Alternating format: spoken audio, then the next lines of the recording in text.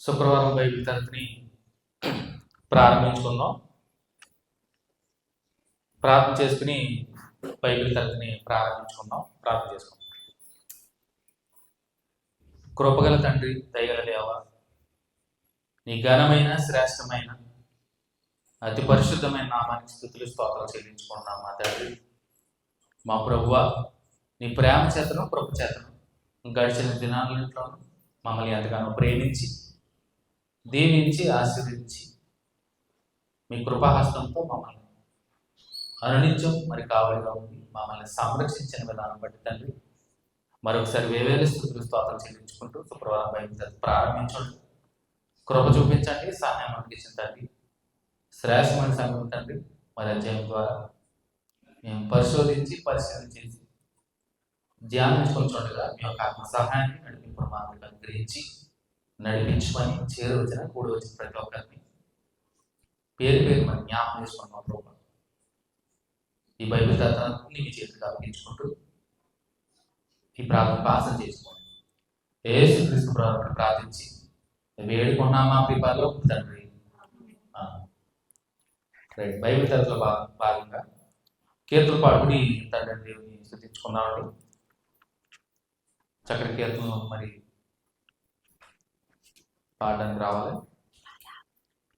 ముందుగా చిన్న కీర్తన పుస్తకం నుంచి 84 కీర్తన పాడుకుందాం. యెహోవా నీ నామము ఎంతో బలమైనది.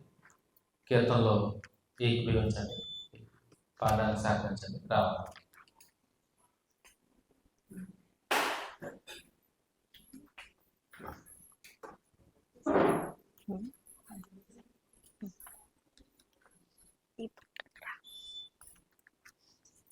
యెహోవా నీ నామము ఎంతో బలమైనది, ఎంతో బలమైనది, ఎంతో బలమైనది. యెహోవా నీ నామము మోషే ప్రార్థించగా ఆహారము కొనిపించితివి. యెహోషువ ప్రార్థించగా సూర్య చంద్రులను ఆపితివి. యెహోషువ ప్రార్థించగా సూర్య చంద్రులను ఆపితివి. యెహోవా నీ నామము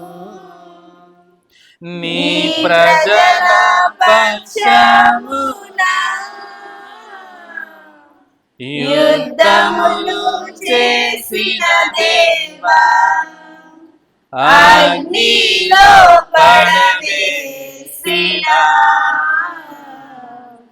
భయమేమీ లేకుండిరి. అగ్నిలో పడవేసిన భయమేమీ లేకుండిరి. యెహోవా నీ నామము పౌలు సీలను బంధించి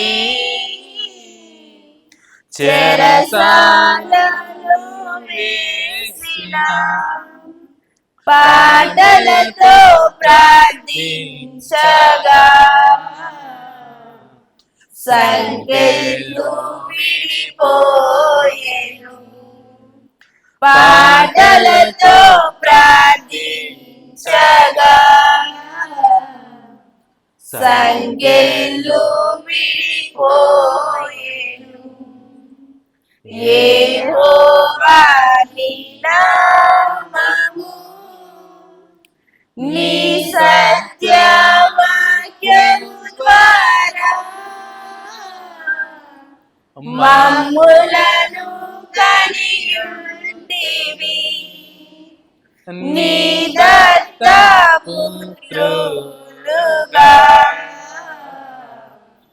మమ్ములను కైకొంటివి. నీ నీ దత్తపుత్రులుగా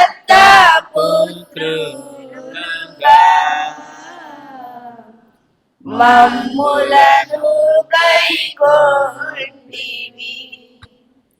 యెహోవా నీ నామము పరలోకపు ఆశీస్సులు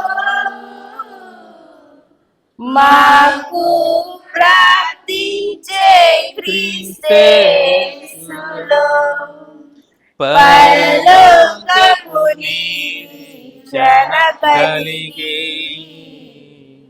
పయనింతుము నీ మార్గమున. పరలోకపు నిరీక్షణ కలిగి పయనింతుము నీ మార్గమున. యెహోవా నీ నామము ఎంతో బలమైనది, ఎంతో బలమైనది, ఎంతో బలమైనది. యెహోవా నీ నామము. రైట్. రెండవదిగా చివరిదిగా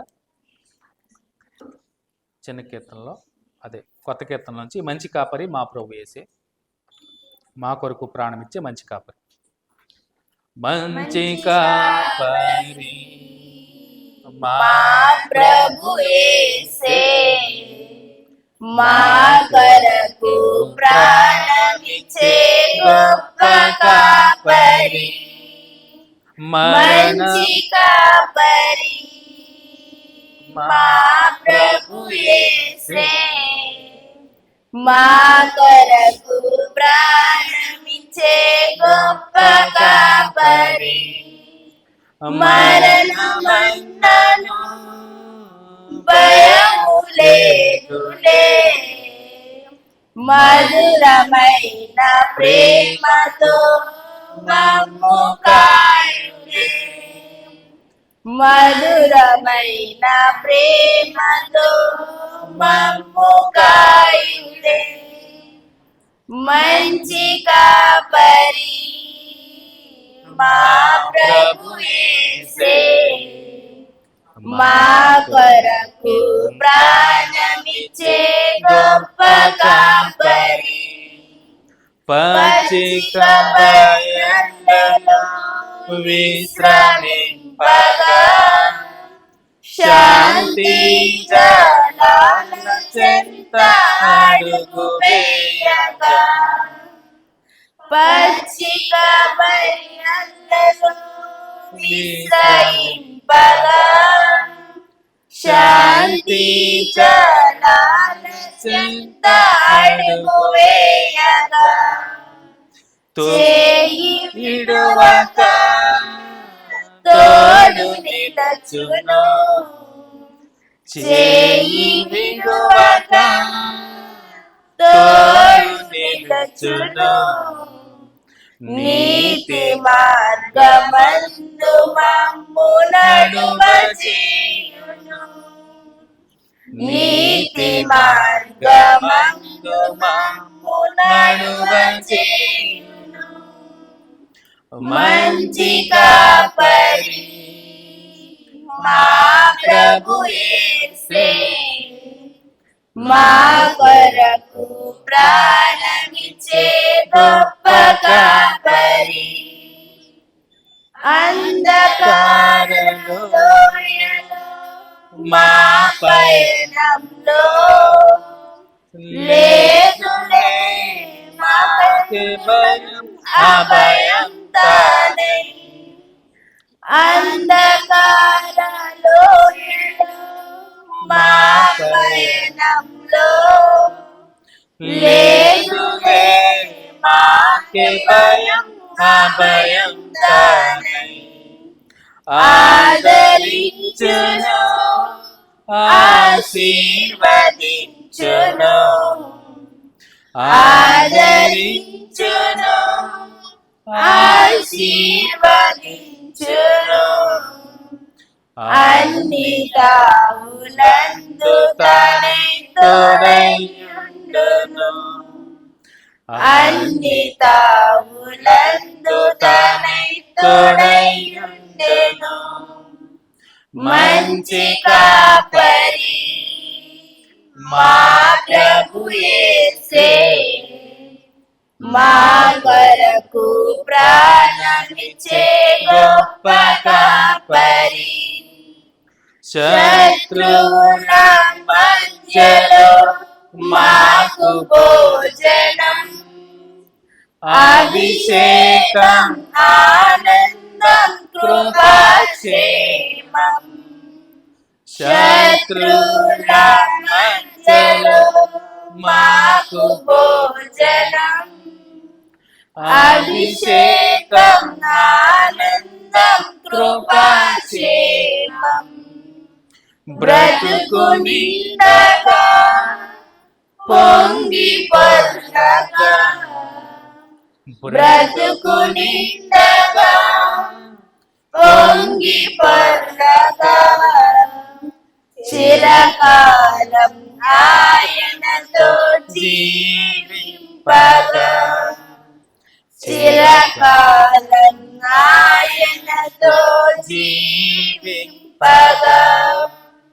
మంచి కాపరి మా ప్రభు యేసే మా కొరకు ప్రాణమిచ్చే గొప్ప కాపరి మరణమైనను భయము లేదులే మధురమైన ప్రేమతో మమ్ము కాయులే మధురమైన ప్రేమతో మమ్ము కాయులే మంచి కాపరి మా ప్రభు యేసే మా కొరకు ప్రాణమిచ్చే గొప్ప కాపరి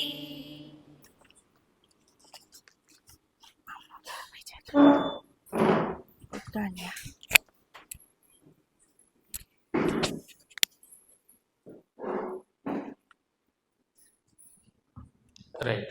మరి ఇంతవరకు మరి కీర్తన పాటలో సహకరించిన యవన స్త్రీకి సహోదరులకి ప్రభుపేట ప్రత్యేకం అన్న తెలియజేస్తున్నాను. గడిచిన బైబిల్ తరగతిలో మనం ఎన్నో అధ్యాయాన్ని వివరించుకున్నాం. ఎజ్రా గ్రంథం గురించి చెప్పాలి. 8వ అధ్యాయం మీద 8వ అధ్యాయంలో ఏం నేర్చుకున్నామో జ్ఞాపకం చేసుకుని 9వ అధ్యాయం వివరించుకున్నాం. ఎవరికైనా జ్ఞాపకం ఉందా? నగేష్ బాబు 8వ అధ్యాయం ఏం నేర్చుకున్నాం చెప్పాను. మొదట అధ్యాయం నుంచి 7వ అధ్యాయం అంటే 6వ అధ్యాయం వరకు, అంటే 7వ అధ్యాయం నుంచి స్టార్ట్ అవుతుంది. అంటే చెర నుంచి విముక్తున్నటువంటి రెండో గుంపు 7వ అధ్యాయం నుంచి స్టార్ట్ అవుతుంది. అంటే మొదటి నుంచి 7 అధ్యాయం లోపు అంటే 6 అధ్యాయం వరకు ఎగ్జాక్ట్గా జెరుబ్బాబెల్ గారి హయాంలో చెర నుంచి బబులోని చెర నుంచి వచ్చిన మొదటి గుంపు కనపడుతుంది. సో 7వ అధ్యాయం నుంచి ప్రారంభం అవుతుంది. 7వ అధ్యాయం నుంచి 10వ అధ్యాయం వరకు మనకి రెండో గుంపు అంటే ఎవరి హయాంలో, ఇక్కడ మనకి ఒక విషయం చెప్పాలి.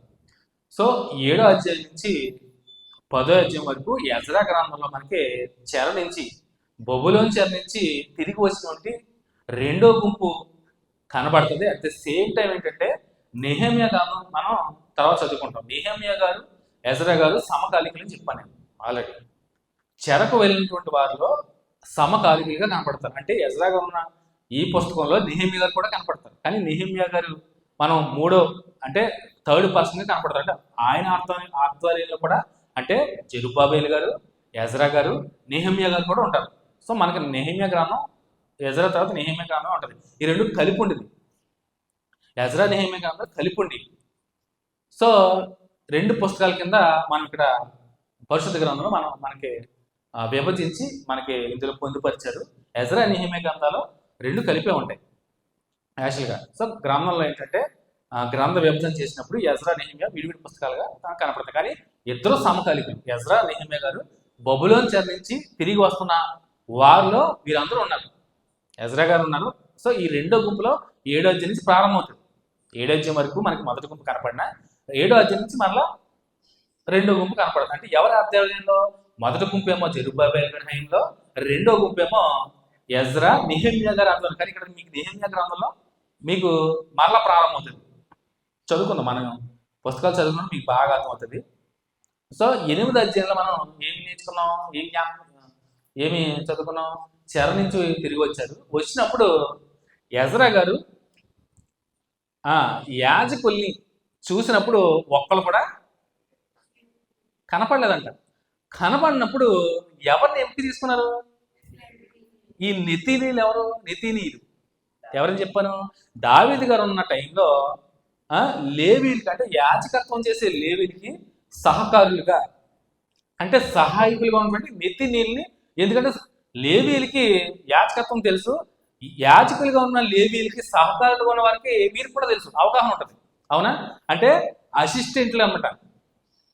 అవునా? అర్థమవుతుందా? ఇప్పుడు అసిస్టెంట్లు, ఇప్పుడు డాక్టర్ గారు ఉంటారు. డాక్టర్ గారు గబాల్ని ఒక లేట్ అయినా కాంపౌండర్ అంటారు కదా, అసిస్టెంట్లు.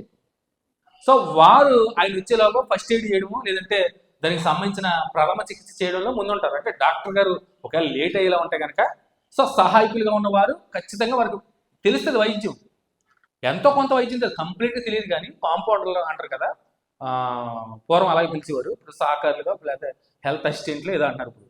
సో ఖచ్చితంగా తెలుస్తుంది. సో లేవీలు యాజకులుగా ఉన్నప్పుడు సహకారులుగా ఉన్నటువంటి నెతీలీల్ని ఎంపిక చేసుకున్నారు. ఎంతమంది? 220 మంది. సో వారిని ఏర్పరచుకోవడం జరుగుతుంది. అలాగే నెక్స్ట్ ఇంకేం నేర్చుకున్నాం? వీళ్ళు ప్రయాణమై వచ్చినప్పుడు, సో వీళ్ళ ప్రయాణంలో దారి పొడిగిన ఏమన్నా దోచుకోవడానికి, ఎవరన్నా దోపిడీకి గురవుతారని ఎవరిని ఆశ్రయించారు? మనుషులనా, దేవుణ్ణా? దేవుణ్ణి ఆశ్రయించారు. ఒకవేళ మనం చెర నుంచి తిరుగు ప్రయాణమయ్యే టైంలో ప్రొటెక్షన్ కోసం, సెక్యూరిటీ కోసం ఏమన్నా రాజుగారిని అడగడానికి కూడా సిగ్గు. ఎందుకంటే సిగ్గుచేటు. ఎందుకంటే జీవం గలతోడు దేవుడు మనకి తోడున్నాడు. అదే కదా మనం చదువు. దానికి వాళ్ళు ఏం చేశారంట? ఉపవాసం ఉండి ప్రార్థన చేశారు. ఉపవాసం ఉండి ప్రార్థన చేశారు. దేవుని నుండి తండ్రి దేవుని అంటే రిజల్ట్ వచ్చింది. కాచి కాపాడి సంరక్షించారు, చక్కగా చేర్చాడు దేవుడు. అందుని బట్టి దేవునికి స్తోత్రం అని చక్కగా వారు దేవునికి చక్కగా బలు అర్పించి ఈ ఈ సిచ్యువేషన్ అంతా మనం చూస్తాం 8వ అధ్యాయంలో. అవునా? 8వ అధ్యాయంలో ఇదంతా మనం చూస్తాం. సో బలు లాస్ట్లో చేరినప్పుడు వెంటనే దేవునికి ప్రాయచితంగా పొట్టేళ్ళు బలు అర్పించి దేవునికి చక్కగా అర్పణలు అర్పించుకుంటారు. సో ఈరోజు 9వ అధ్యాయం చూద్దాం. సో ఈ సంగతులు సమాప్తమైన తర్వాత, ఏ సంగతులు? వారు సేఫ్గా రెండో గుంపులో తిరిగి రావడం, దేవునికి అర్పణలు అర్పించడం, ఇదంతా జరిగిపోయిన తర్వాత, సో ఈ సంగతులు సమాప్తమైన తర్వాత పెద్దలు నా యొద్దకు వచ్చి, అంటే అందులో ఉన్నటువంటి పెద్దలు అందరూ నా దగ్గరికి వచ్చి ఇజ్రాయేలును యాజకులను లేవీయులను చూడండి. ఎజ్రా దగ్గరికి ఈ విషయాలను అయిపోయిన తర్వాత ఎజ్రా గారి దగ్గరికి పెద్దలు వచ్చారంట. పెద్దలు నా యొద్దకు వచ్చి ఇజ్రాయేలును యాజకులను, జాగ్రత్త అంటే ఇజ్రాయేలును యాజకులను అలాగే లేవీయులను. సో లేవీలు ఎవరు ఇక్కడ? ప్రజలతో పాటు యాజకులు, పెద్దలు అందరూ ఉన్నారు. వీళ్ళందరూ అంట చూడండి ఏం చేశారు? కనానీయులు, హిత్తీలు, పెరిజ్జీలు, ఎబిసీలు, అమ్మోనీయులు, మొయాబీలు, ఐగుప్తీలు, అమోరీలు అను దేశపు జనుల్లో నుండి తమ్మును తాము వేరుపరచుకొనక వారు చేయు అసహ్యమైన కార్యములు తామే చేయుచు వారి కుమార్తెలను పెళ్లి చేసుకొనుచు తమ కుమారులను తీసుకొనుచు పరిశుద్ధ సంతతిగా ఉండవలసిన తాము ఆ దేశపు జనంతో కలిసికొని వారైని. చూడండి, ఒకటే నోటీస్ చేశాడు. ఎజ్రా దగ్గరికి పెద్దలు వచ్చి నోటీస్ చేసింది ఏంటంటే ఎజ్రా గారికి చెప్తున్నారు. చూశాడు ఎజ్రా కూడా. ఏం చూశాడు? మొత్తం అందరినీ తేరు చూశాడు. చూసినప్పుడు ముందుగా ధర్మశాస్త్రం ప్రకారము, జాగ్రత్తగా వినండి, ధర్మశాస్త్రం ప్రకారము ఇశ్రాయేలు ప్రజలకి దేవుడు ఖచ్చితంగా కరాఖండిగా చెప్పాడు, మీరు స్వతంత్రించుకొనబోవు దేశంలో మీరు వెళ్ళినప్పుడు అక్కడ లోకల్ పీపుల్స్, అక్కడ ఆల్రెడీ ఉన్నటువంటి 7 తెగల జాతుల వారిని అని ఇప్పుడు చదువు చూసారా? మొయాబీలు, అమ్మోనీలు, పెరిజ్జీలు, యెబూసీలు, ఐగుప్తులు, వీళ్ళందరితో మీరు ప్రత్యేకంగా ఉండాలి. నేను వాళ్ళని ఖాళీ చేసేస్తాను, వాళ్ళని తీసివేసి మిమ్మల్ని అందరూ చేస్తాను. ఇన్ కేసు మీరు గనక వారితో కలవకూడదు, మీరు ప్రత్యేకంగా ఉండాలి అని ఆదిలోనే ధర్మశాస్త్రంలో కర్రాఖండిగా చెప్పాడు దేవుడు. కానీ వీరేం చేశారంట? 70 సంవత్సరాల చెరలో ఉన్నప్పుడు జరిగింది ఏంటంటే, ఒక్క ముక్కలో చెప్పాలంటే ఇశ్రాయేలు అందరూ వెళ్ళి ఆ 7 జాతుల వారి తెగలతో ఉన్న వాళ్ళతో ఏమైపోయారు? కలిసిపోయారు. కలిసిపోవడమే కాదు, అంటే వాళ్ళ పిల్లల్ని, ఆడపిల్లని అయితే మగపిల్లలకి ఇవ్వడం, మగపిల్లని ఆడపిల్లకి ఇవ్వడం, అంటే పెళ్లిళ్ళు చేసుకున్నారు. కలిసిపోయారు, మెర్జ్ అయిపోయారు. కలిసిపోయి సంతానాన్ని కనేశారు, పిల్లల్ని వాళ్ళు మొత్తం. పైగా ఆ పని చేసిన వాళ్ళు ఎవరున్నారంట? స్టార్టింగ్ చెప్తాడు చూడండి, ఎవరున్నారంట? ఇశ్రాయేలీయులను, యాజకులను, లేవీయులను. చూడండి, యాజకులు సైతం పెళ్లిళ్ళు చేసుకున్నారు అక్కడ వాళ్ళతో. అంటే దేవుని ఎరగినటువంటి, అంటే అన్యుల్ని పెళ్లి చేసుకున్నారు.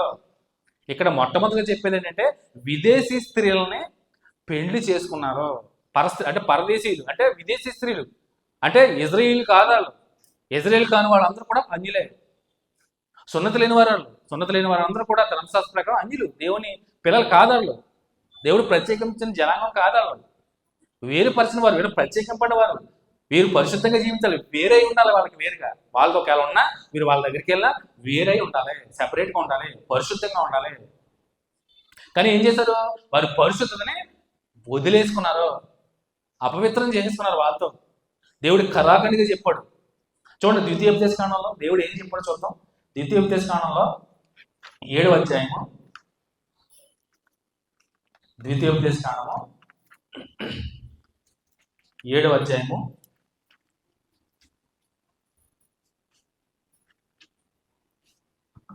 చూడండి ఏం చెప్పాడు ధర్మశాస్త్రంలో, క్లియర్ కట్గా చెప్పాడు. చూడండి 7వ అధ్యాయం మాత్రం నుంచి చదువుతాం. చూడండి ఒకసారి, మీకు జ్ఞాపకం చేస్తాడు. నీవు స్వాధీనపరచుకొని పోవు దేశంలోనికి నీ దేవుడిని యెహోవా నిన్ను చేర్చి బహుజనములను, అనగా సంఖ్యకు బలమునకు నిన్ను మించిన, చూడండి అంటే వీళ్ళు కొద్దిమందే, కానీ అక్కడ ఉన్న వాళ్ళు అన్ని విషయాల్లో సంఖ్యలో పెద్ద, బాహుబలంలో చాలా బలిష్ఠులు. నిన్ను మించిన హిత్తీలు, గిర్గాషీలు, అమోరీలు, కనానీలు, పెరిజ్జీలు, హివ్వీలు, యెబూసీలు 7 జనములను నీ ఎదుటి నుండి వెళ్ళగొట్టిన తర్వాత నీ దేవుడిని యెహోవా వారిని నీకు అప్పగించినప్పుడు నీవు వారిని హతము చేయవలను, వారిని నిర్మూలన చేయవలను, వారితో నిబంధన చేసుకొనకూడదు, వారిని కళ్ళింపకూడదు. నీవు వారితో, ఇక్కడి నుంచి చూడండి 3వ వచనం నుంచి, నీవు వారితో వియ్యమందకూడదు, వాని కుమారునికి నీ కుమార్తె నీకూడదు, నీ కుమారునికి వాని కుమార్తెను పుచ్చుకొనకూడదు. నన్ను అనుసరింపకుండా ఇతర దేవతలను పూజించినట్లు నీ కుమారుని వారు మళ్ళించుదురు. ఒకవేళ మళ్ళిస్తే అందును బట్టి యెహోవా కోపాగ్ని నీ మీద రగులుకొని ఆయన నిన్ను త్వరగా నశింపజేయును. సరే, అర్థమైందా? ఏం చెప్పాడు ధర్మశాస్త్రంలో? ఎవరిని పెళ్లి చేసుకోకూడదు, నువ్వు స్వతంత్రించుకొని పోయే దేశంలో ఉన్న వారిని నువ్వు వీయమంతకూడదు. ఒకవేళ వీయమంతే, వారు వీయమంతుకున్న వాళ్ళు ఒకవేళ అక్కడ అన్యస్త్రీ ఇజ్రాయేల్ చేసుకుంది అనుకోండి, అన్యస్త్రీని బట్టి మనసు మార్చి అటువైపు తిప్పుతుంది. ఒకవేళ అన్యుడైనటువంటి వాడిని దేవుని కుమార్తె అయినటువంటి, దేవుని బిడ్డ అయినటువంటి ఆడబిడ్డ ఎవరైనా ఒకవేళ అన్య పురుషుని వివాహం చేసుకుంటే ఆడిని బట్టి, ఆ పురుషుని బట్టి దేవుని బట్టి ఏమవుద్ది? అపవిత్రం అయిపోద్ది. అమ్మాయిల్ని అబ్బాయిలకి ఇవ్వకూడదు, అబ్బాయిల్ని అమ్మాయిలకి ఇవ్వకూడదు ఖండితంగా చెప్పాడు ధర్మశాస్త్రంలో. ధర్మశాస్త్రాన్ని మీరారు. ఎజ్రా చూసి షాక్ అయ్యి ఒక రకంగా నోటీస్ చేసి చాలా అసలు ఆశ్చర్యపోతాడు. అంటే ఎజ్రా ముందుగా చెప్పాను, ఎజ్రా యాజకుడు శాస్త్రిగా కనపడతాడు, ధర్మశాస్త్రాన్ని బాగా ఎరిగినటువంటి చాలా తెలివైనడు, ధర్మశాస్త్రాన్ని ఖచ్చితంగా తెలిసినటువంటి వాడు. సో ఇది చూడగానే ఒక్కసారే నోటీస్ చేసుకున్నాడు ధర్మశాస్త్రంలో, వెంటనే జ్ఞాపకం వచ్చేసింది ధర్మశాస్త్రం, దేవుడిటువంటి ఆజ్ఞ వాక్యం జ్ఞాపకం వచ్చేసింది. అయ్యి బాబు వీళ్ళందరూ దేవుని ఆజ్ఞని కంప్లీట్గా మీరేశారు, వాళ్ళతో మెర్జ్ అయిపోయారు, వారి పిల్లల్ని చేసేసుకున్నారు, వారి వారితో బిడ్డలు కనేశారు, అపవిత్రపరిచేసుకున్నారు వీళ్ళు. దీన్ని బట్టి ధర్మశాస్త్రాన్ని బట్టి ఏమొస్తుందంట? దేవుని ఉగ్రత, కోపాగ్ని నశింపజేస్తాడు. ముందుగా కోపం రావడమే కాదు, నశింపజేస్తాడు. ఆల్రెడీ దేవునికి కోపం పుట్టించే వీరు చెరకు వెళ్ళారు. చెరకు వెళ్ళినప్పుడు ఇంకేం చేశారు? జాగ్రత్తగా ఉండాలా, ధర్మశాస్త్రం తెలిసినవాడు ఎవడు కూడా అన్య స్త్రీని వివాహం చేసుకోకూడదు. రైట్, కరెక్ట్ పాయింట్ పోతాం. ప్రజెంట్ ఇప్పుడున్న పరిస్థితులను బట్టి క్రైస్తవ స్త్రీలు అన్యుల్ని వివాహం చేసుకొచ్చారు. ఇప్పుడు దీన్ని బట్టి ధర్మశాస్త్రం ప్రకారం, పాత నిబంధన ప్రకారం ఖచ్చితంగా చేసుకోకూడదని చెప్తుంది. యవన స్త్రీలు ఉన్నారు ఇక్కడ. అన్యులు అంటే విగ్రహార్థికుల్ని ఎవరన్నా ప్రేమించి వివాహం చేసుకుంటే కనుక ఖచ్చితంగా మాటలు గుర్తుపెట్టుకోండి. ఒకవేళ ఇన్ కేసు చేసుకున్నా అంటే క్రొత్త నిబంధన ప్రకారం నేను 2 కోణాలు చెప్తున్నాను. పాత నిబంధన ప్రకారం అస్సలు చేసుకోకూడదు, క్రొత్త నిబంధన ప్రకారము చేసుకోవచ్చా చేసుకోకూడదా అనే విషయాన్ని మనం ఒకసారి పరిశీలన చేస్తే, క్రీస్తునందు స్త్రీ అని లేదు, పురుషుడని లేదు, యూదుడని లేదు, గ్రీసు దేశస్తుడని లేదు, అందరూ సమానం, ఆల్ ఆర్ ఈక్వల్. అంటే అన్యుడని లేదు, ఎవరు లేదు, అన్యుడు కూడా దేవుని పిల్లే, అందరూ సమానమైనప్పుడు నీవు ఎంచుకునే ఎంపికలో ఒకవేళ నువ్వు అన్యుడు చేసుకుంటావా, నీ జీవము గల దేవుణ్ణి అట్ ది సేమ్ టైం కుమారుడు యేసుక్రీస్తు ప్రభువుని పరిచయం చేయి. వివాహానికి ముందు ఒకవేళ అన్యుడిని ప్రేమించావా, ఇష్టపడ్డావా, చెప్పు నీ దేవుడి గురించి చెప్పు, పరిచయం చేయి, క్రీస్తుని పరిచయం చేయి. మన కోసం ప్రాణం పెట్టాడు, నీ కోసం నా కోసం. విగ్రహారాధన మా దేవుడికి ఇష్టం ఉండదు, విగ్రహారాధన మా దేవుడికి ఇష్టం ఉండదు. నువ్వు తెలియని దేవుణ్ణి ఆరాధిస్తున్నావు, మేము జీవము గల దేవుణ్ణి ఆరాధిస్తున్నాము అని చెప్పి ఒప్పించగలిగే శక్తి మీకుంటే క్రీస్తులోకి ఆహ్వానించండి. మీ జీవితంలోకి కాదు, ముందుగా క్రీస్తులోకి ఆహ్వానించి క్రీస్తుని రుచి చూపించి రక్షణ పొందుకునేంతగా ఒక ఆత్మను రక్షించుకోండి. ముందు మీకు మీరు సెల్ఫిష్ లాగా ఒక అన్యుని ఏమైనా ప్రేమిస్తే ముందుగా దేవుని పరిచయం చేయండి, ఆవేశపడకండి. పరిచయం చేసి దేవుళ్ళలోకి నడిపించుకుని రక్షణ పొందుకున్నాక, ఏవైనా రక్షణ పొందకపోయినా దేవుని పరిచయం చేసి అప్పుడు వివాహం చేసుకోండి. దానికి దేవుడు సంతోషిస్తాడు, తెలుసా? అంతేగాని వాడిని చేసుకుని నువ్వు ఆడితో ఇగో ఈలకలాగే నువ్వు ఆడితో వెళ్ళి ఇంతంత పొట్లు ఎట్టుకుని అంతంత విగ్రహారం చేసావనుకో, దేవుడికి రాదా? ఏం చెప్తున్నాడు ధర్మశాస్త్రంలో? దేవుని ఉగ్రతకు గురవుతాం, దేవుడు ఖచ్చితంగా నశింపజేస్తాడు.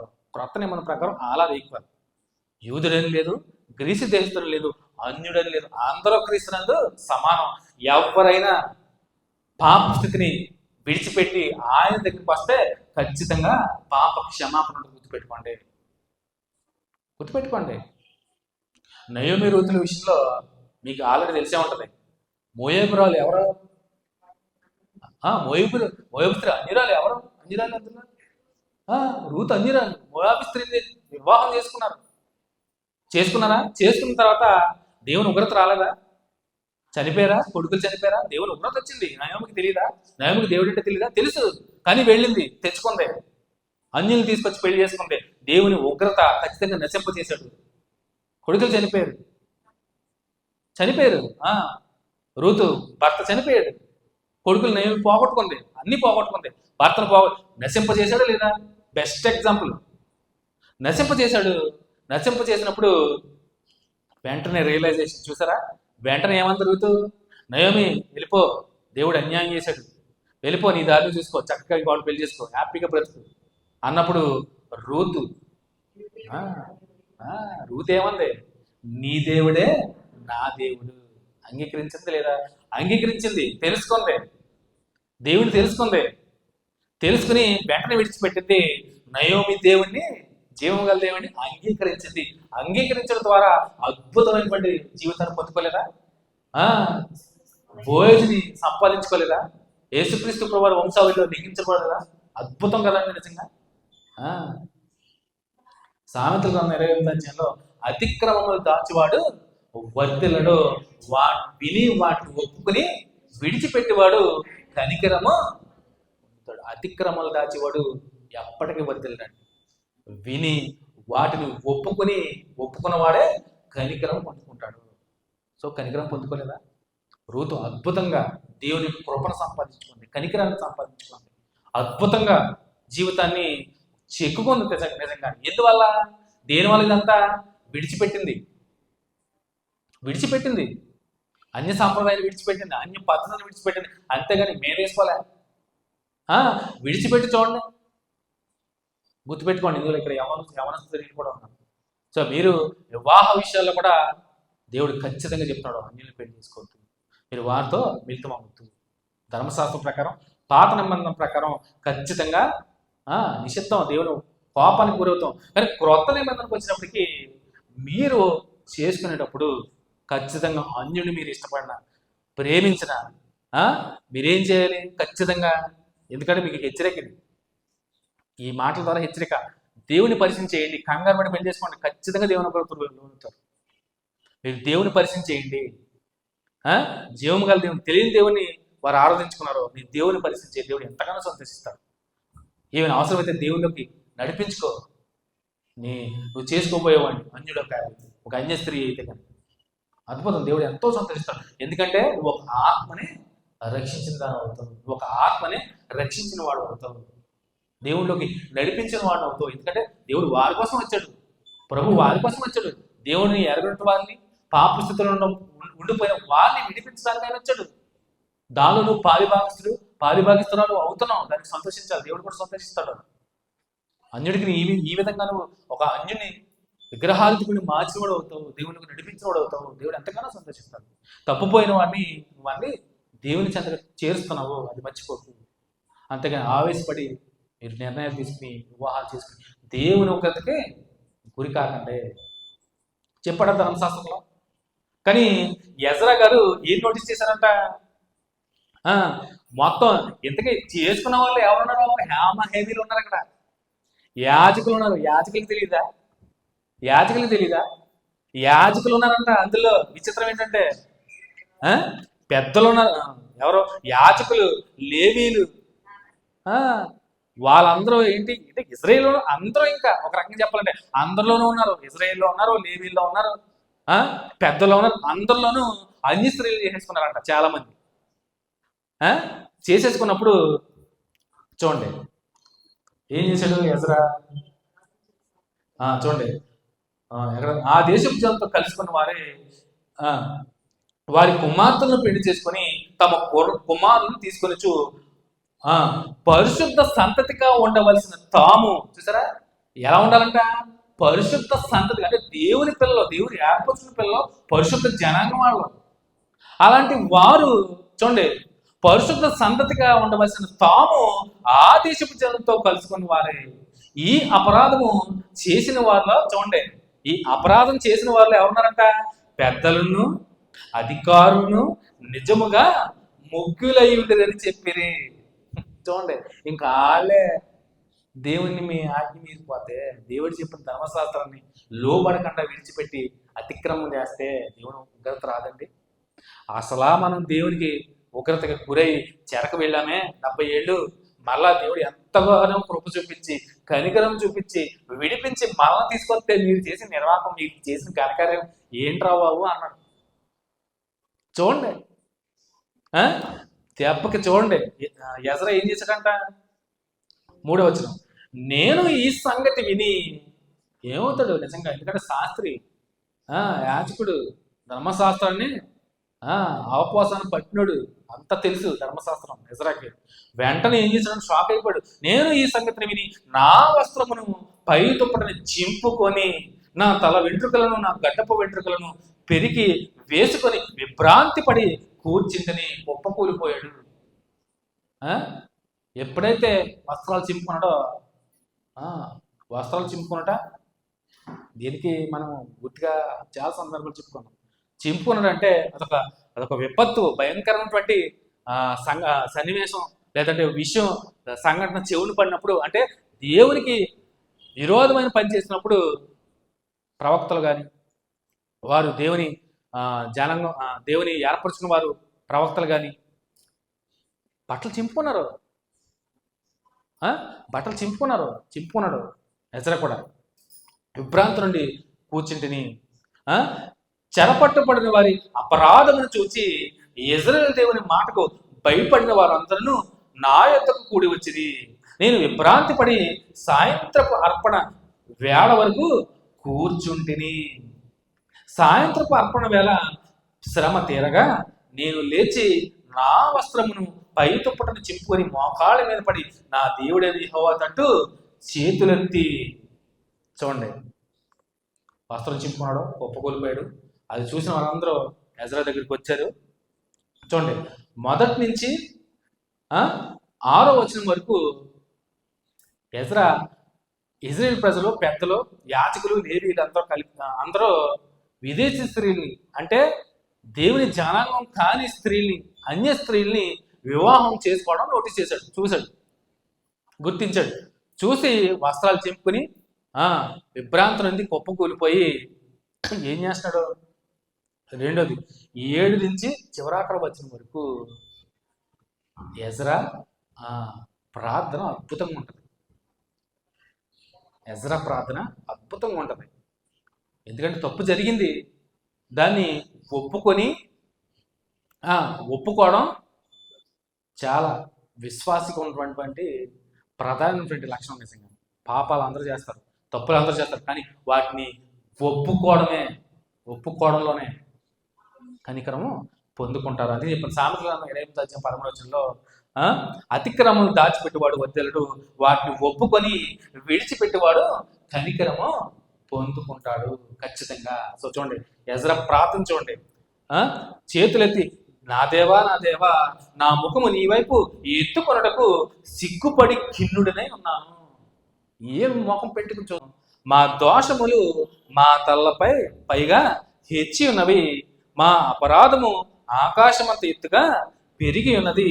మా పితరులు దినమును మొదలుకొని నేటి వరకు మేము మిక్కిలి అపరాధములను, మా దోషమును బట్టి మేమును, మా రాజులను, మా యాజకులను అన్య దేశముల రాజుల వశమునకు, ఖడ్గమునకును, చెరకును, దోపునకు నేటి దినమున్నట్టు అప్పగింపబడు చేత మిగులు సిగ్గు నొందిన వారమైతిమి. అయితే ఇప్పుడు మా దేవుడు మా నేత్రములను వెలిగించి మా దాస్యములో మమ్మను కొంచెము తెప్పరిల్లు చేయనట్లుగాను, మాలో ఒక శేషము ఉండనిచ్చినట్లుగాను, తన పరిశుద్ధ స్థలమందు మమ్మను స్థిరపరచునట్లుగాను మా దేవుడిని యెహోవా కొంత మట్టుకు మా ఎడల దయ చూపి ఉన్నాడు. కొంత మట్టుకు మా ఎడల దయ చూపినాడు చెప్తున్నాడు. చూడండి, దేవునికి యథార్థంగా ప్రార్థించేవారు చాలా నచ్చుతారు నిజంగా. ఎజ్రా కూడా సేమ్. సో మేము కొంచెంగానే ఉన్నాం, అయినా కానీ మేము మా ఎడల కృప చూపించావు, దాస్యములో నుంచి మమ్మల్ని విడిపించావు అంటూ, నిజముగా మేము దాసులమైతిమి, అయితే మా దేవుడు అయిన నీవు మా దాస్యములో మమ్మను విడువక పారసిక దేశపు రాజు ఎదుట మాకు దయ కనుపరిచి మేము తెప్పరిల్లునట్లుగా మా దేవుని మందిరమును నిలిపి దాని పాడిన స్థలమును తిరిగి బాగు చేయుటకు యూదా దేశమందును యెరూషలేము పట్టణమందును మాకు ఆశ్రయమును ఇచ్చుటకును కృప చూపించితివి. సో మమ్మల్ని తిరిగి ఎప్పించడానికి ఒక అన్యరాజుని కోరేషిని మమ్మల్ని ఎన్నుకొని కోరేష ద్వారా మమ్మల్ని విడిపించావు, ఆ దాస్యంలోంచి మమ్మల్ని జ్ఞాపకం చేసుకున్నావు, మమ్మల్ని విడిచిపెట్టకుండా మా ఎడల కనికరం చూపించావు. ఆ కనికరాన్ని బట్టే, ఆ కృపను బట్టే మేము ఆ దాస్యంలోంచి విడుదలై వచ్చితిమి అని చెప్తూ, మా దేవా ఇంత కృప నొందిన తర్వాత మేమేమి చేయగలము? చూడండి, ఎంత నువ్వు అంత కృప చూపించావే, మమ్మల్ని అంతగానో ప్రేమించి మమ్మల్ని విడిపించావే, అయినా కానీ మేము చేసింది ఏంటి అసలు? ఆ? ధర్మశాస్త్రం ప్రకారం మేము నడుచుకోలేదే. చూడగా అక్కడ అందరూ అన్య స్త్రీల్ని, ఆ 7 తెగల జాతుల వారు ఉన్నటువంటి స్త్రీలని వివాహం చేసుకున్నారు, తమను తాము అపవిత్రపరుచుకున్నారే. ఏం చేయగలం? ఇంకా మేమేం చేయగలం? ఎంత కృప చూపించావు అసలు. చెరలో పిల్లలు మమ్మల్ని జ్ఞాపకం చేసుకుని విడిపించావు అద్భుతంగా. ఇక్కడికి వచ్చి చూసేటప్పటికి అందరూ తమ తమ త్రోవలు తప్పారు, నీ ఆజ్ఞని అతిక్రమించారు, ధర్మశాస్త్రాన్ని మీరారు, అన్యుల్ని వివాహం చేసేసుకున్నారు. మేము ఏం చేయగలము? నిజముగా ప్రవక్తలైన నీ దాసుల ద్వారా నీవిచ్చిన ఆజ్ఞలను మేము అనుసరింపకపోతిమి కదా. చూసారా, నీవిచ్చిన ఆజ్ఞల్ని ప్రవక్తలు, లేవీయులు, యాజకులు ఎవరు కూడా పాటించలేదే. మీరేం కదా అందరము. వారు మీరు స్వతంత్రించుకునబోవు దేశము దాని నివాసుల అపవిత్ర చేతను, వారు చేయు అసహ్యమైన వాటి చేతను అపవిత్రమాయను. వారు జరిగించిన అసహ్యమైన వాటి చేత ఆ దేశము నలుదిక్కులా నిండినదాయను. కాబట్టి మీరు మీ కుమార్తెలను వారి కుమారులకి ఇవ్వబడి, వారి కుమార్తెలను మీ కుమారులకు కొరకు పుచ్చుకొనకడి, మరియు వారికి క్షేమ భాగ్యములు కలగవెళ్ళని మీరు ఎన్నటికీ కోరుకున్న ఎడలా మీరు బలముగా నుండి ఆ దేశం యొక్క సుఖమును అనుభవించి మీ పిల్లలకు నిత్య స్వాస్థ్యముగా దాన్ని అప్పగించదని చెప్పిరి. అయితే మా దుష్క్రియలను బట్టి నువ్వు చెప్పావు, పాలు తేనెలు ప్రవహించే దేశంలో మీరు వెళ్ళినప్పుడు మీరు వాళ్ళని, ఎంతో బలమైన వాడిని, సంఖ్యలో మీకన్నా ఎక్కువ వాళ్ళని మీకు నేను అప్పగిస్తాను. అలాంటి పరిస్థితుల్లో మీరు వాళ్ళతో మింగిల్ అవ్వద్దు, అంటే కలిసిపోవద్దు, వివాహాలు చేసుకోవద్దు, మెర్జ్ అవ్వద్దు. మీరు మీ పిల్లల్ని, మీ కుమార్తెలు ఇవ్వకండి, మీ కుమారుల్ని ఆ కుమార్తెలు ఇవ్వకండి, ఆ కుమార్తెల్ని మీ కుమారులకి ఇవ్వకండి. అంటే ఆడపిల్లలు ఉంటే మగవాళ్ళకి ఇవ్వకూడదు, మగవాళ్ళు ఉంటే ఆడపిల్లలు చేసుకోకూడదు, ఇచ్చి పుచ్చుకోకూడదు, వివాహాలు చేసుకోకూడదని గట్టిగా చెప్పాడు. అయినా కానీ మీరే మొత్తం మీరిన వాళ్ళు ప్రముఖులు ఉన్నారంట, పెద్దలు ఉన్నారంట, ఇట్లా యాజకులు ఉన్నారంట, లేవీలు ఉన్నారంట. ఏం చేద్దాం? ఇంకేం చేయగలం ప్రభా? సిగ్గుపడాలి మేము అంటున్నాడు ఎజ్రా. అద్భుతం. అంటే ఒప్పుకుంటున్నాడు. ఒప్పుకోలు, ఇది చేసిన వెధవ పని ఒప్పుకోవడం. ఒప్పుకుంటే ఖచ్చితంగా క్షమిస్తాడు. అదే చెప్పాడు సామెతలో 28 ఏమని? అతిక్రమాలు దాచిపెట్టువాడు వర్ధెలడు, వాటిని విని వాటిని ఒప్పుకొని వాడు కనికరం పొందుకుంటాడు. కనికరం పొందుకున్నాడు అద్భుతంగా. ఎజ్రా ప్రార్థన. ఏడాది వచ్చాం. అయితే మా దుష్క్రియలను బట్టి, మా గొప్ప అపరాధములను బట్టి ఈ శ్రమలని మా మీదకు వచ్చిన తర్వాత మా దేవుడివైన నీవు మా దోషములకు రావాల్సిన శిక్షలో కొంచెమే మా మీద ఉంచి. సో ఎంత అతిక్రమాన్ని చేసినా కానీ మా మీద నువ్వు కొంచెమే పాపించావు. చూసారా ఎంత యథార్థంగా మాట్లాడుతున్నాడు. నువ్వు మమ్మల్ని కంప్లీట్గా నశింప చేయొచ్చు, కానీ కొంచెం ఉగ్రత రప్పించవు. మరి నిజంగా వీరు చేసిన ఆ అతిక్రమాన్ని బట్టి దేవుడు ఖచ్చితంగా వాళ్ళని చెర నుంచి చేయకూడదు, అసలు వదిలేయాలి ఇంకా అసలు. కానీ కనికరం గలవాడు, కృప గలవాడు, ప్రేమ స్వరూపి దేవుడు విడిచిపెట్టేస్తాడండి పిల్లల్ని. తండ్రి, ఏ తండ్రి కూడా ఎన్ని తప్పులు చేసినా దండిస్తాడు, మందరిస్తాడు, లాలిస్తాడు, పాలిస్తాడు. అట్ ది సేమ్ టైం పరలోకమందున్న తండ్రి నేను అంతకు మించి ప్రేమిస్తున్నాడు. అంతలా ప్రేమించేవాడు ఎలా విడిచిపెట్టేస్తాడు? కొంచెమే చూపించావు అన్నాడు. చూసారా చక్కగా మాట్లాడుతాడు చూడండి అసలు. ఎంత చేస్తే మా దేవుడు అయిన నీవు మా దోషములకు రావాల్సిన శిక్షలో కొంచెమే మా మీద ఉంచావు. మొత్తం ఉంచితే మొత్తం సమూల నిర్మూలం అంతేనా? మొత్తం స్మాష్ చేసేస్తాడు. సోదమ గొమొర్రా ఎలా అయితే అగ్ని గంధకాలతో కురిపించి నాశనం చేశాడో దెబ్బకి నాశనం చేయగలడు. సమర్థుడు, సర్వశక్తిమంతుడు దేవాది దేవుడు. అయినా కానీ కృప చూపించి, కనికరం చూపించి, జాలి చూపించి, ప్రేమ చూపించి ఆ ఉగ్రతను మా మీద కొంచెమే చూపించావు. కొంచెమే చూపించావు. మాకు ఈ విధముగా విడుదల కలగజేయగా మేము నీ ఆజ్ఞను మీరి ఈ అసహ్య కార్యములు జరిగించి జనులతో సంబంధములు చేసుకొని ఎడల మేము నాశనమగు వరకు శేషమైన లేకున్నట్లును తప్పించుకోడు సాధనమైన లేకున్నట్లును నీవు కోరుకుంటూ కదా. ఇంత చేసినా మమ్మల్ని ఇలా చేద్దు కదా. సరే ఒప్పుకున్నాడు యథార్థంగా నిజంగా కోరుకుంటూ కదా. యెహోవా ఇశ్రాయేలు దేవా, నీవు నీతిమంతుడవై ఉన్నావు, అందువల్లనే నేటి దినము ఉన్నట్లుగా మేము శేషించి నిలిచి ఉన్నాము. చింతకించము, మేము నీ సన్నిధి అపరాధములు కనుక నీ సన్నిధి నిలుచుటకు అర్హులము కామని ప్రార్థన చేసి, మేము అసలు అర్హులం కాదు, ఒప్పేసుకుంటున్నాడు. మేము యోగ్యులం కాదు, భ్రష్టులు మేము నిజంగా. నిన్ను మరిచాము, నీ ఆజ్ఞ మరిచాము, నువ్వు చెప్పిన మాటలన్నింటి మేము మీరాము. మేము ఎంత మాత్రం కూడా యోగ్యులం కాదు. తగ్గించుకున్నారు కంప్లీట్గా వచ్చారన్నమాట. డౌన్ స్టేజ్కి వచ్చారు, ఇంకా కింది స్థాయికి వచ్చి దేవునికి వినయంతో మేము అర్హులం కాదు ప్రభువా, ఇంతలా ఉన్నా కానీ, ఎంత భ్రష్టుమైపోయినా కానీ మా మాడలు చూపించిన కృప, ప్రేమ, కనికరం ఏనలేనివి ప్రభువా, మేము అర్హులం కాము ప్రభువా అని ఒప్పుకున్నాడు. చూసారా ఎజ్రా?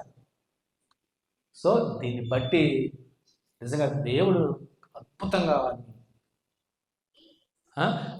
ఎందువలన చూశాడు. విదేశీ స్త్రీలు చేసుకోవడం, అన్యులు చేసుకోవడం చూశాడు. బెస్ట్ ఎగ్జాంపుల్ సొలొమోన్ గారు చేసినటువంటి ఘోరమైనటువంటి క్రియ. ఎందుకు చెప్పాడు? ఆల్రెడీ మీరు చేసేస్తారో, మీరు ఖచ్చితంగా అన్యులు మీరు పెళ్లి చేసుకుంటారో, నేను చేయొద్దన్న పని ఖచ్చితంగా మీరు చేస్తారనే ధర్మశాస్త్రంలో పొందుపరిచాడు. ఆయన సొలొమోన్ గారు ఏం చేశాడు? అంతటి జ్ఞానమైనటువంటి సొలొమోన్ గారే దేవుని మాటనే మీరాడు. మొదటి రాజుల గ్రంథంలో ఉంటుంది మనకి 11వ అధ్యాయంలో, చివరికి మనం జ్ఞాపకం చేసుకుని చదువుకున్నాము. 2వ రాజులు 11వ అధ్యాయము, 2వ రాజులు 11వ అధ్యాయము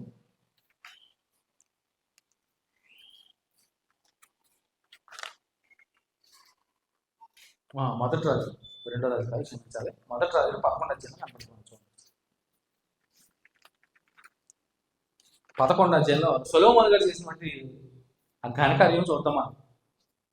సో అంతటి జ్ఞాని సొలొమోన్ గారు కూడా ఏం చేశారు? దేవుడు ధర్మశాస్త్రం చెప్పాడు. జ్ఞాని ఏంటంటే సొలొమోన్కి తెలియదంటే ధర్మశాస్త్రం అంతటి జ్ఞానికి తెలియకుండా ఉంటుందా? కానీ ఏమైంది? జ్ఞానము ఎక్కువైంది. చూడండి, అంతటి జ్ఞాని ఏంటంటే సొలొమోన్ గారు కూడా త్రప్పాడు. 11వ అధ్యాయం చూడండి, మొదటి రాజులు 11వ. మొయాబీయులను, ఎదోమీయులను, అమ్మోనీయులను, సీదోనీయులను, హిత్తీయులను అను జనులు మీ హృదయంలో తమ దేవతల తట్టు త్రిప్పుదురు కనుక వారితో సహవాసము చేయకూడదనియు, వారిని మీతో సహవాసము చేయనివ్వకూడదని యెహోవా ఇశ్రాయేలుకు సెలవిచ్చి ఉన్నాడు. అయితే రాజైన సొలొమోను ఫరో కుమార్తెను కాక, చూడండి ఈయన ఏం చేశాడు? ఫరో కుమార్తె ఐగుప్త స్త్రీ, అవునా? ఫరో కుమార్తె ఐగుప్త స్త్రీని చేసుకున్నాడు వివాహం. అదే కాక చూడండి ఈయన ఏం చేశాడు? కుమార్తెనే కాక ఆ జనులో ఇంకా అనేక మంది పరస్త్రీలను మోహించి కామాతురత గలవాడే వారిని ఉంచుకొనుచూ వచ్చెను. అతనికి 700 మంది రాజకుమార్తెలైన భార్యలను, 300 మంది ఉపపత్నులను కలిగి ఉంటారు. మొత్తం మీద ఎంతమంది అంటారు? 1000 మంది. మాటల 700 మంది వైఫులు, ఉపపత్నులు, 300 మంది, మొత్తం 1000 మంది భార్యలు అంటే సొలొమోన్ గారికి. ఎవరిలందరూ? దేవుని పిల్ల ఏం కాదు, అందరూ అంజలే. ఏదైతే చేస్తున్నాడు దేవుడు అదే చేశాడు. జ్ఞాని సొలొమోన్ గారికి తెలియదా? జ్ఞాని సొలొమోన్ గారికి ధర్మశాస్త్రం తెలియదా? జ్ఞాని తెలియకపోవడం ఏంటి? తెలిసినా కానీ చూడండి, ఫరో కుమార్తె ఐగుప్తు ఏదైతే వద్దనుకున్నాడో, ఏదైతే తిరిగి వెనక్కి వెళ్ళొద్దన్నాడో వారి గృహం నుంచి తెచ్చుకున్నాడు. ఫరో కుమార్తె వివాహం చేసుకున్నాడు. సో ఇంకేం చేశారంట?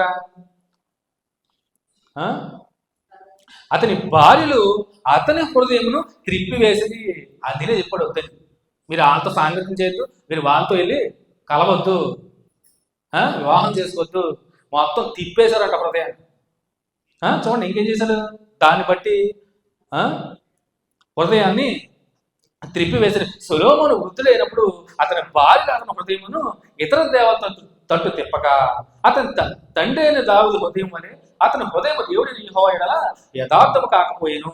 సొలొమోను అష్టారోతు అను సీదోనీయుల దేవతను, మిల్కోము అను అమ్మోనీయుల హేయమైన దేవతను అనుసరించి నడిచెను. ఈ ప్రకారము సొలొమోను యెహోవా దృష్టికి చెడు నడత నడిచి తన తండ్రి అయిన దావీదు అనుసరించినట్లు యథార్థ హృదయంతో యెహోవాను అనుసరింపలేదు. సొలొమోను కెమోషు అను మోయాబీయుల హేయమైన దేవతకు, మెలెకు అను అమ్మోనీయుల హేయమైన దేవతకును యెరూషలేము ఎదుటనున్న కొండ మీద బలిపీఠములను కట్టించను. తమ దేవతలకు ధూపం వేయచు బలు అర్పించుచుండిన పరస్త్రీలైన తన భార్య నిమిత్తం అతడు ఇలాగూ చేశాను. అందుకనే వద్దన్నాడు. ధర్మశాస్త్రం గండిగా చెప్పొద్దు, వద్దు, వివాహం చేసుకోవద్దు, ఎందుకంటే హృదయాల్ని తిప్పేస్తారు. తిప్పేశాడా? తిప్పేశారు స్త్రీలు సొలొమోను హృదయాన్ని. తిప్పేయడమే కాదు, హృదయాన్ని మార్చేశారు, విగ్రహాల వైపు తిప్పేశారు. ఆ విగ్రహాలు అంటే జీవం గల దేవుని విడిచిపెట్టి విగ్రహాలకి బలు అర్పించడం, బలిపీఠమే కట్టించాడు ఆయన సొలొమోను. తిరిగిపోయిన హృదయం మారిపోయింది. అందుకనే వద్దన్నాడు వెళ్ళొద్దు. కానీ ఎజ్రా టైంలో రెండో గుంపులో ఏం చేశారంటే చూసి వచ్చేటప్పటికి అందరూ కూడా యామాహీనులు, పెద్దలు, యాజకులు అందరూ కూడా చేసేసుకున్నారు వివాహాలు. దాని గురించి ఎజ్రా ప్రార్థన, విన్నపము, విజ్ఞాపన అద్భుతం. నిజంగా తగ్గింపు నిజంగా ఒప్పుకుంటున్నాడు. చేసిన అతిక్రమాన్ని ఒప్పుకుంటున్నాడు, యథార్థ హృదయంతో ఒప్పుకుంటున్నాడు. మేము అసలు అర్హులమే కాదన్నాడు. చెప్పాడు వద్దని, అన్యులు చేసుకోవద్దని చెప్పాడు. కానీ సొలొమోను గారు ది బెస్ట్ ఎగ్జాంపుల్. ఎందుకంటే హృదయం మార్చేస్తారు వారు, విగ్రహాల వైపు తిప్పేశారు. అందుని బట్టి సొలొమోను గారు పతనమయ్యారనే విషయాన్ని జ్ఞాపకం చేసుకుని మరి 9వ అధ్యాయంలో రెండు విషయాలు ఎజ్రా గారు నోటీస్ చేశారు, చూశారు. ఏమని? పరస్త్రీల్ని అంటే విదేశీ అంజు స్త్రీల్ని వివాహం చేసుకోవడం చూశారు. వారి పిల్లల్ని, వారి కుమార్తె పిల్లల్ని చేసుకోవడం మెచ్చి అయిపోయారు. అందుని బట్టి బట్టలు చింపుకొని దేవునికి మొరపెట్టాడు, యథార్థంగా ఒప్పుకున్నాడు చేసిన పని. సో 10వ అధ్యాయము వచ్చే శుక్రవారం చూద్దాం. శ్రద్ధగా మేము కూడా ప్రార్థన చేసుకుందాం. పరిశుద్ధ పరమ తండ్రి, నీ ఘనమైన శ్రేష్టమైన అతి పరిశుద్ధమైన నామానికి మరొకసారి వేవేల స్తుతులు స్తోత్రాలు చెల్లించుకున్నాం మా ప్రభువా. మరి ఇంతవరకు తను మరి శ్రేష్టమైన సంగతులు తండ్రి అధ్యాయం ద్వారా వివరించుకుని తను మరి అనేకమైన సంగతులు తను మరి మేము తెలుసుకుని తను మరి ఆత్మీయంగా బలం పొందుకోవడానికి ఇంటి బయలు మాకు అనుగ్రహించడం మరొకసారి వేవేల స్తుతులు స్తోత్రాలు చెల్లించుకుంటూ తను మరి సమయంలో సంఘాన్ని జ్ఞాపకం చేసుకోండి. సంఘంలో ఎవరైతే బలహీనంగా ఉన్నారో బలపరచండి, ఎవరైతే అనారోగ్య సమస్యతో బాధపడతారో వారిని ముట్టి స్వస్థపరిచి కృప చూపించండి, సహాయం అనిపించండి. చేరవచ్చిన కూడా ప్రతి ఒక్కరి పేరు మరి జ్ఞాపకం చేసుకుని దీవించి ఆశీర్వదించడం మా ప్రభావ. విదేశంలో ఉన్నటువంటి ప్రతి ఒక్క సహోదరులు కూడా మరి పేరు మరి జ్ఞాపకం చేసుకుని తండ్రి దీవించండి, ఆశీర్వదించడం మా ప్రభావ. ఈ చిత్తమైతే మరొక బైబిల్ తత్వం కలిసి తను మరొక అధ్యాయాన్ని వివరించుకోవడానికి మాకు మరొక తరగతి మాకు గురించి నడిపించమని మరి మోహించిన వెలిసిన మాకు మంత్రులు తోడైన క్షేమంగా సురక్షిస్తున్నారు. వారి గృహాలు చేర్చి నడిపించమని ఈ ప్రార్థన చేర్చుకోమని యేసుక్రీస్తు ప్రార్థించి వేడుకున్నాం మా ప్రియ పరలోకపు తండ్రి. అందరికీ వందనాలు.